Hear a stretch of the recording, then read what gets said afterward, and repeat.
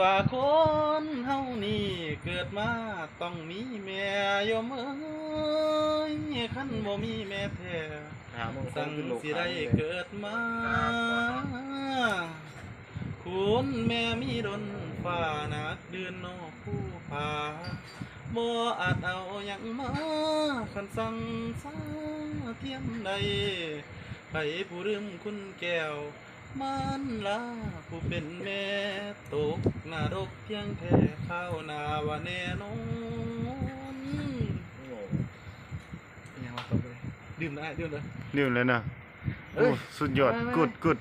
ไล่รับความเดือดร้อนหอนหิงบ่มีหาย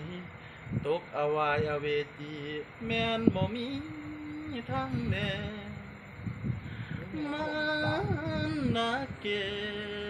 วมีคนอันนั้นเนกบ่อาจรับอันนั้นทวนคุณแก้วแม่คิงแม่นสิเอาแฟนผ้าเป็นกระดาษห้องเขียนเอาพวกเขาเป็นปากกาขีดเขียนพักเจ้าเอาหน้าที่ท่านนามสมุดทุกกวงใหญ่มาเป็นมือขีดแต้มพระคุณเจ้ากะบอกคุณแม่ใดกะรอคุณพ่อกะคือกันอันนั้นตังกลับไปกับบ้านได้อะไรอ่ะลืมแล้ว